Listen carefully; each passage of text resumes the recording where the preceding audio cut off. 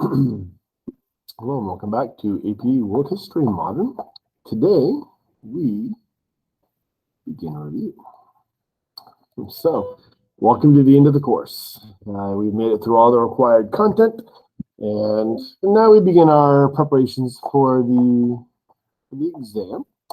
And so, just to kind of start off, I've thrown some things online, and I guess a good first place to start is, did you do last night's homework? Right? Did you do last night's homework? And so kind of click into here. This will pop up our screen.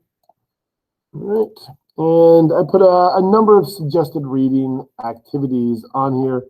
So did you do your reading or not? Right. So it does say suggested, but still, did you do it?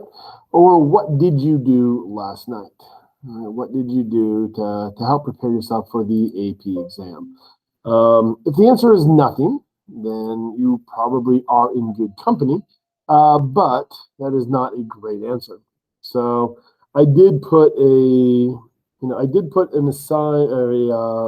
couple readings every single day. We have the mock exam Saturday, and then I put some basic readings. And here is in a kind of easy to use format. I did put some readings, a couple every day for the next few days until we have the exam. And really today, if you look at these readings, by the way, they're not very big. There's there's two on most days, two chapters like this. So if you read this is going to take you maybe 15 minutes per chapter to read. It might take you 30 minutes to do. And I put these on here just because, for one thing, they're good. They're written by Professor Stearns. Professor Stearns, he has his own AP World History textbook. So he's legitimately knowledgeable about what we're doing here. And these are short and they're simple, and they are making connections across regions and using culture to make those connections. And if you have the choice of doing nothing to prepare on any given night for the AP exam, or to read for 15 minutes, one chapter, or 30 minutes, two chapters, I would suggest you read. All right. And I guess that's kind of at the heart of what I want to go over in this video today is, what should you be doing? All right. So let's just kind of throw this out here. One is, right, we need to organize. All right, we need to organize a plan. All right, a plan. And if that is a calendar for you, then that is a calendar for you. All right, so if you notice what I had put up there, right, this is a calendar.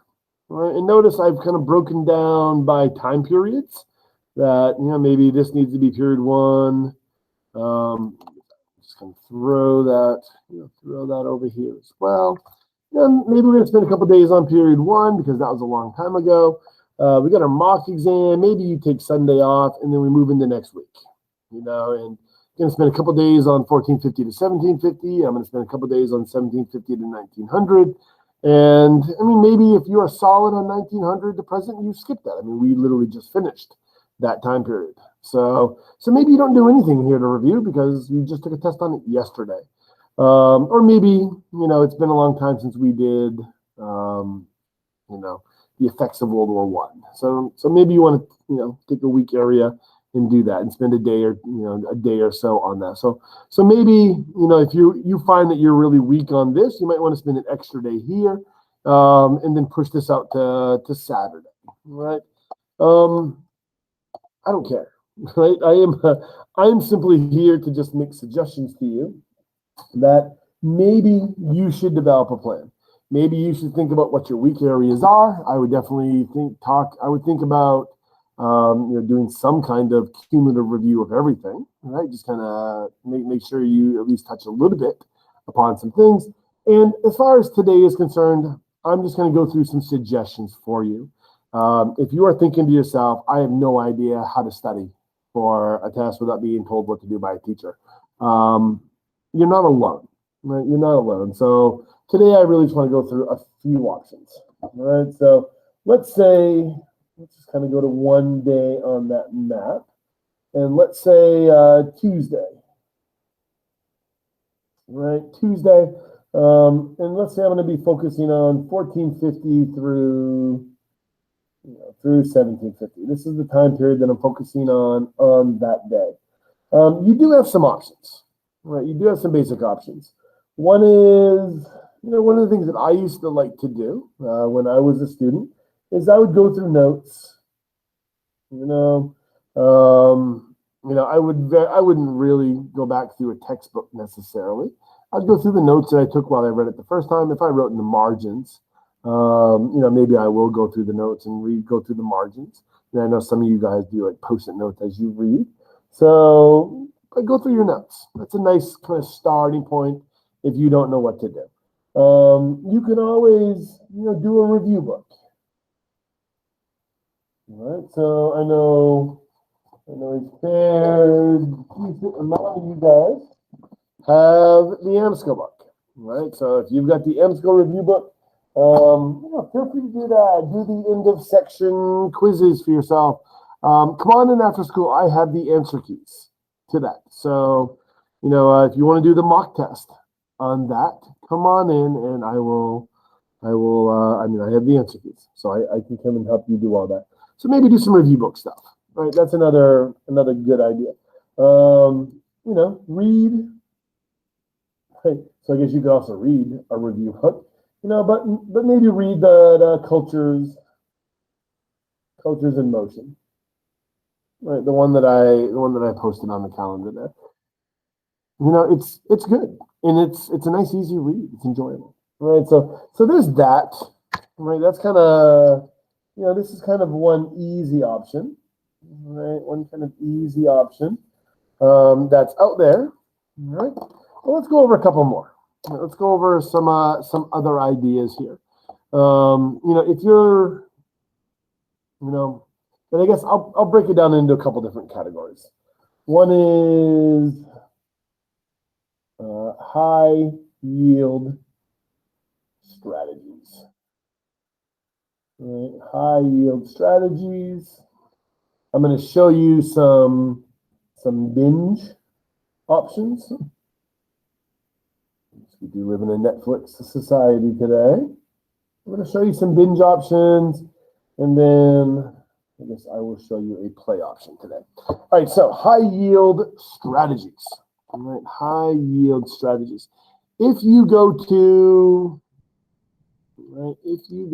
Classroom, all right, and go to Classwork, all right, under the Review tab, on the very top you should have Exam Review 2021. I've put together a few things, all right? So, some are just kind of basic, like these maps. These are, I don't know who Mrs. Osborne is, but thank you for creating this. This is a nice visual, a nice visual overview of world history. So some kids do, some kids like this kind of spatial way of studying. And I guess it's the same kind of kids who like that enjoy doing things like doodle notes and activities like that. So, and if you're a doodle noter, then doodle note, right? Enjoy it. If you just like maps, then go ahead and study maps. And use that as kind of a spatial way to organize where in the world things were happening, and so use resources that that interest you, right? Use resources that interest you. So let's just kind of start with that. So let's just say techniques, I guess. Use techniques that interest you. I mean, if you hate doodle noting, then don't doodle note. I mean, if you love to doodle note, then ideally by doing something that you enjoy, you're going to do more of it and hopefully spend more time. So use techniques that interest you. Seems kind of common sense. And it should be. All right. So there's that. All right. Other things is maybe, maybe you have a weakness with vocabulary. And these are a really kind of neat little thing. So these are called vocab quilts or vocabulary quilts. All right, so I did print up a few options here. All right, so if you've a lot of you have already seen these before, because I know AP Human Geography uses these, but they're vocab quilts. All right, and I'm just showing you what you're seeing, looking at right here. And the way these work is, when you are doing this, the level of difficulty that you are going to have doing this is going to be really dependent on you. If you want it to be kind of moderately challenging, most students will cut out individual boxes, right? Cut out individual boxes. On the back, there is a couple of pages that have, just the words to the edge. And I'm not sure if you noticed that or not when I was presenting it, so I'm going to put it back up for you. What you have here is a vocabulary word, and it is already matched up with the definition. So this is the answer key, technically, right? This is the answer key that you're looking at right now. And so you can, if you're looking at this, let's say Sun Yat-sen, right? Sun Yat-sen, Chinese nationalist that led the movements to end dynastic rule and established a republic. 3 principles of the people. This is, 1911, the fall of the Qing dynasty. Right, so we have the vocab word, and then we have the definition. And a lot of students struggle with that. Right? A lot of students struggle with vocab. So if this is an area of weakness for you, then by all means, right? This is what you should be. This is what you should be targeting on. Right, so let me just kind of throw this in here. Right, use techniques that interest you. In this case here, right, target weaknesses. Right, target your weaknesses or areas, right, areas of improvement. And that just sounds kind of nicer, right? So vocab. Right, vocab quilts is a good way to do that. Right, vocab quilts are a good way to do that. All right, so that's another technique that I would suggest that you use. All right, all right. Another activity, right, that I show kids in class is this 5-step vocabulary review. Right, the 5-step vocabulary review. It looks kind of like this. There you go. It's kind of like that. I'm projecting it right now, so I don't know why I'm bothering to even show you that. So what this does is, we can kind of skip to the point of the year where we're at, or where our class starts. So we start around 1200, but there's a lot of overlap words. Most of these words, either they are used in our course or could be used contextually, right, to contextualize topics in our course. So I think everything here, 600 on, is worth looking at. Very few things in here would not really be relevant. Mississippians may not be relevant to our course, but is Cahokia still in there? It might still be. So sorry, it's been a long time since I covered that information. But yeah, this is all worth at least doing, right? So let's say on my hypothetical, I'm studying 1450 to 1750 day, right? 1450 to 1750. So I'm going to go to my 1450 to 17 vocab words. I'm going to go through these. These are the words. So like this is my word bank. And then can I fill in the blanks, right? Can I match up the vocab word using my word bank with these? I mean, ideally, you should try, a smart way to do it would be to just kind of read through these words, right? Kind of get the words in your head.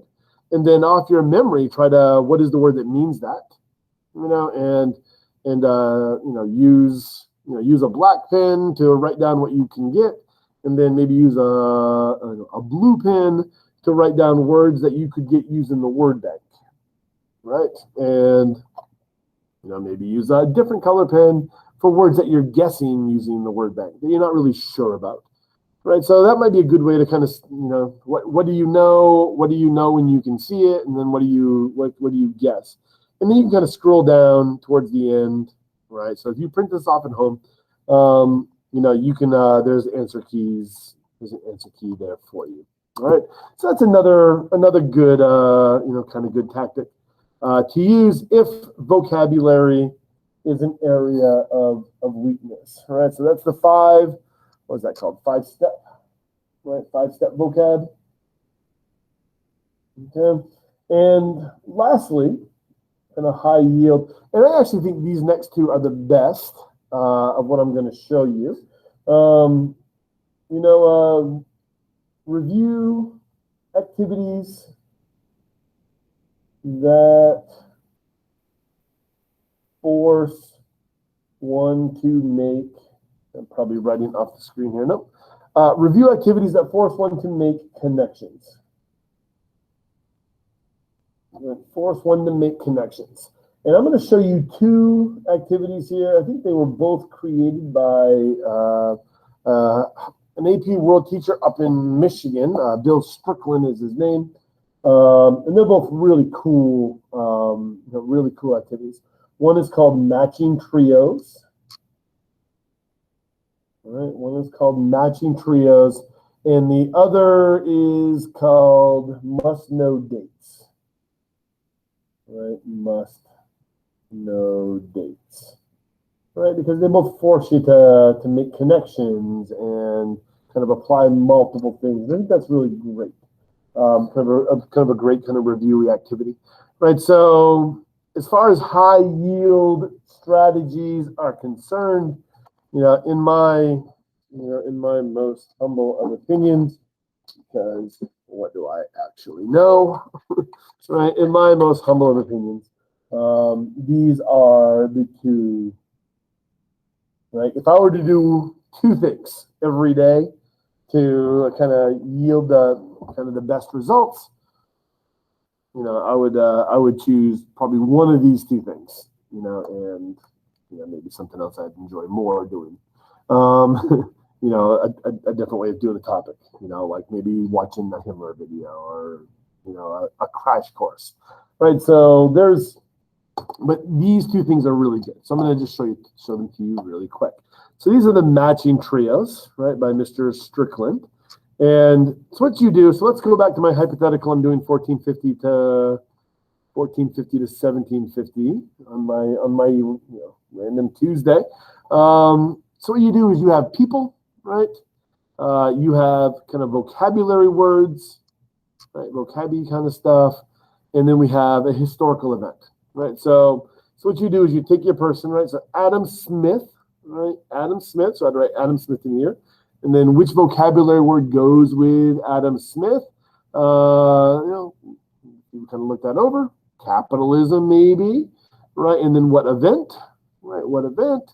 I remember he wrote Wealth of Nations, right? So, right, Wealth of Nations there. And then what year? Can you guess the year without a word bank, to do it in, so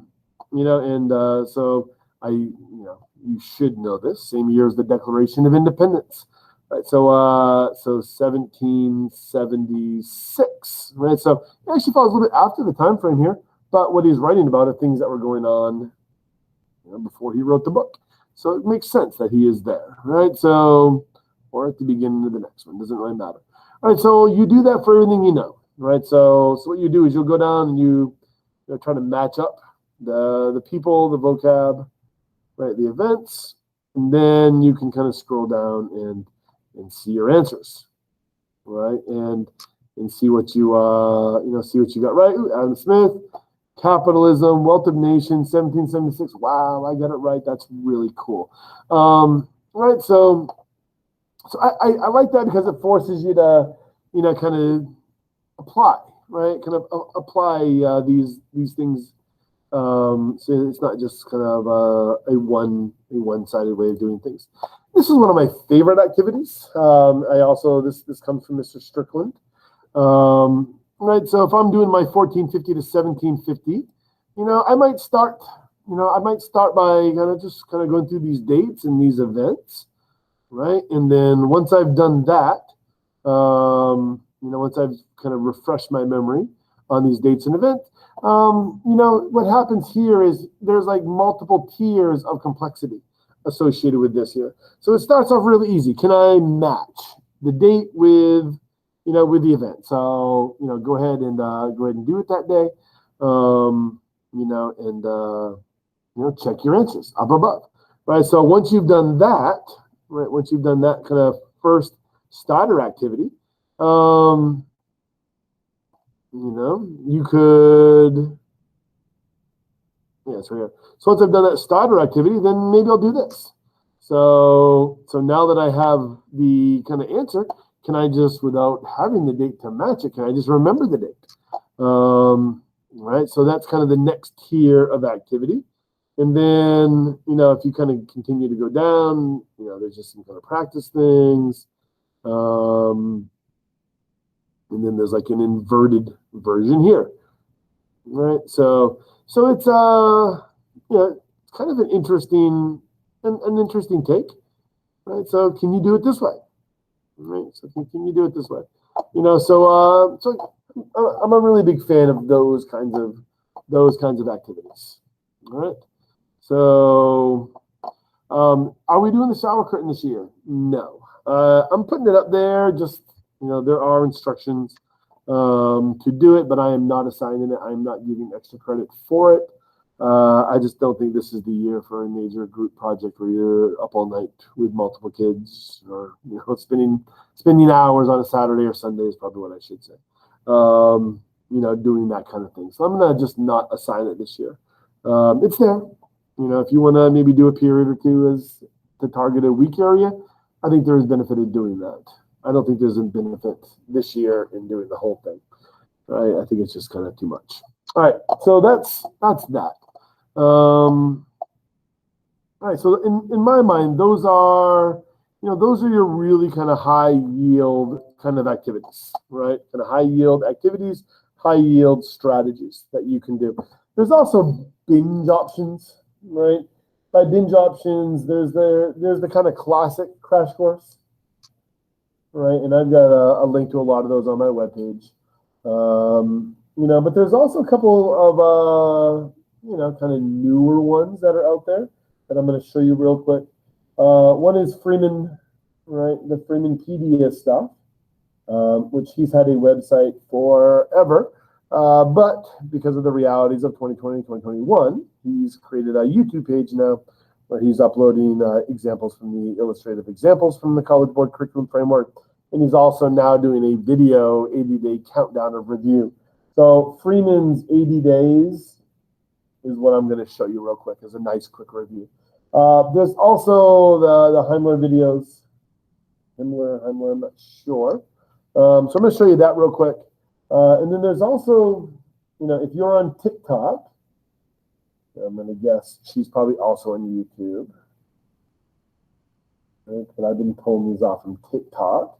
There's also anti-social studies. So once again, I don't care what you do. I suggest you do something.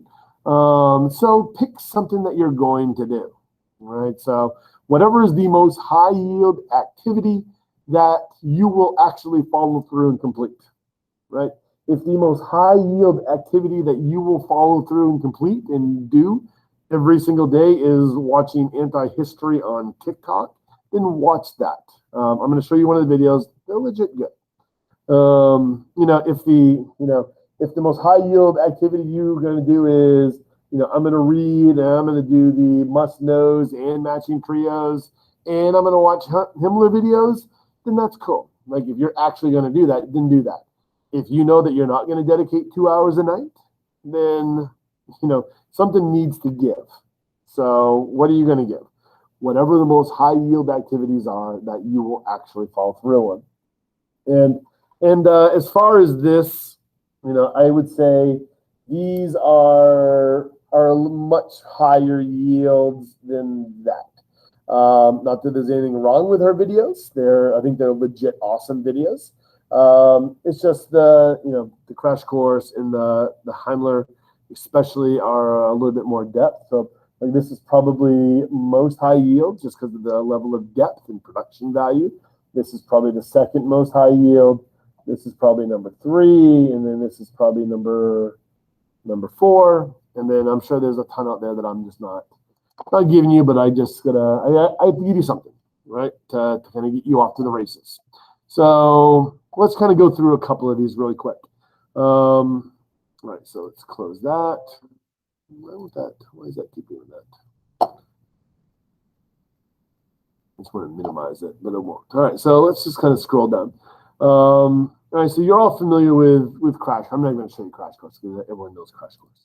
And we've really done these in class. We've done Crash Course in class. So at least, a minute or two of one here and there.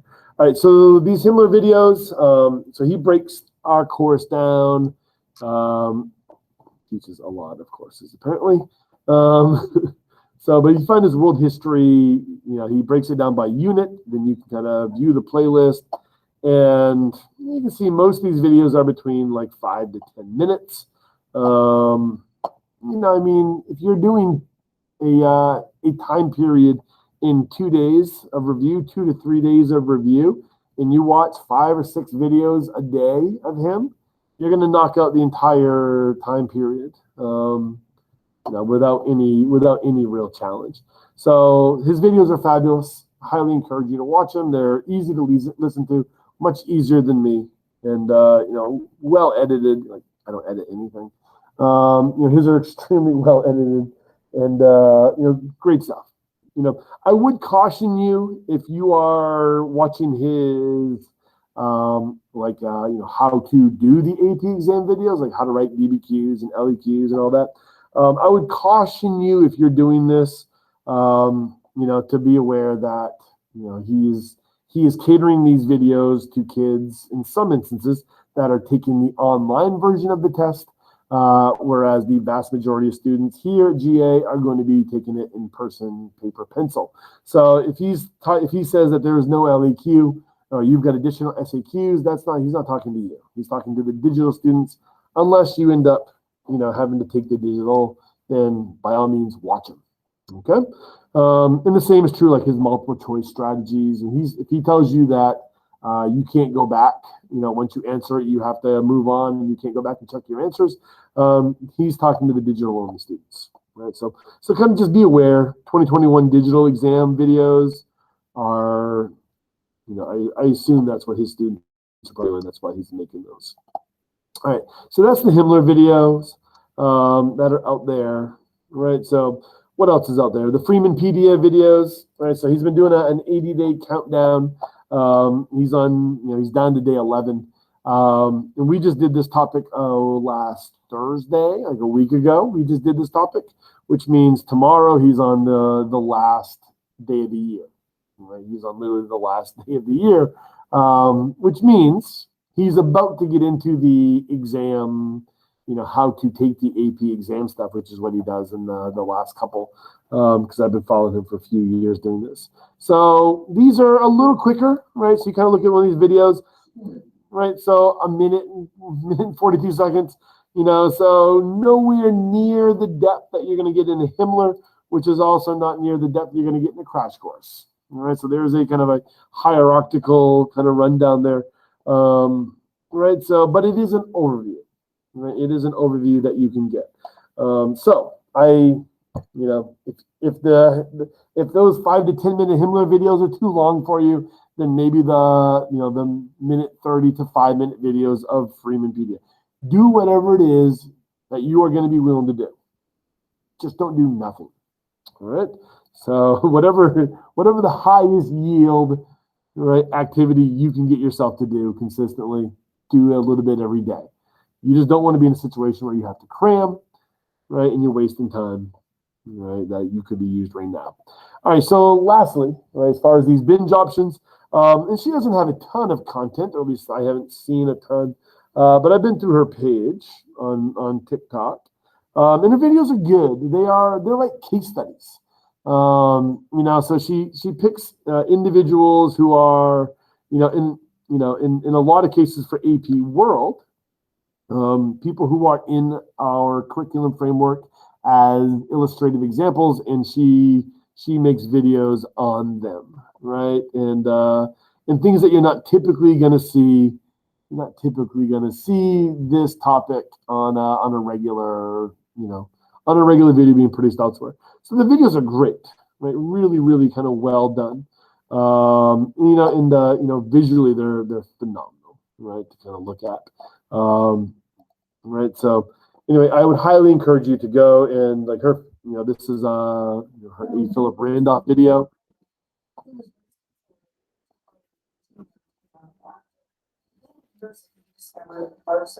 Began working to support mostly Black workers who migrated from the South in the Great Migration.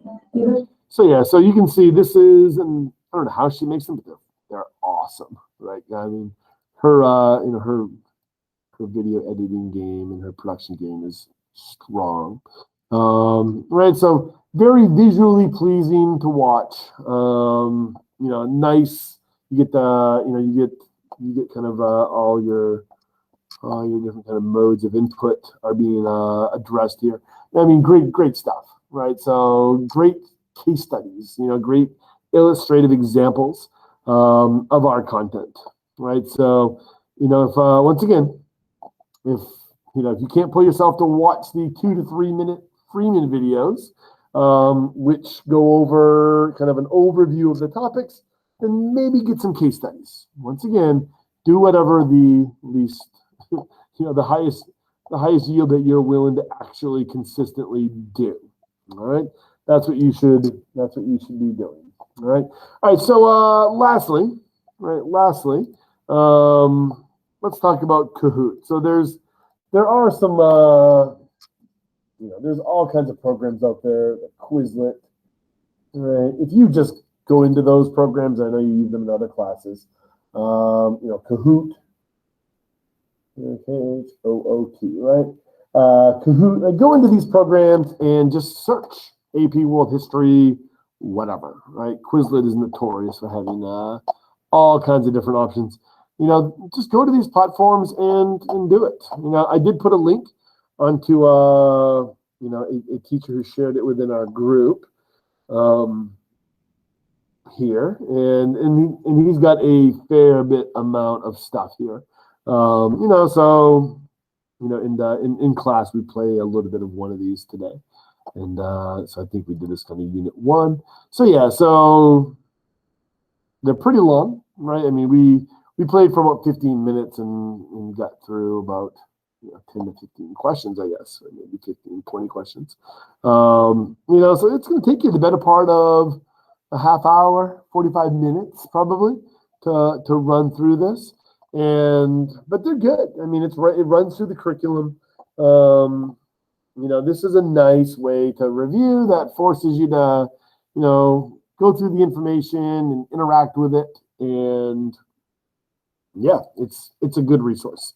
So no issues at all with Kahoot. All right, so these things are all listed here on AP Classroom. I would highly encourage you to start taking advantage of that. Yeah, that's what we did in class today. We ended by playing Kahoot. So what is the advice? Organize, make a plan, right? Make a plan. And just remember, you need to do something. Every single day, you should be doing something. I don't care what you do, right? Just do something. Don't go through another last night where you are 10 days or 9 days out from the exam and you just spend a night doing no review. Don't do that again, all right? So make a calendar, make a plan, break down the information that you have to review, and I just gave you a bunch of different ideas on things you can do. So mix it up, right? Don't do the same thing every day. Matching trios is not the answer to everything.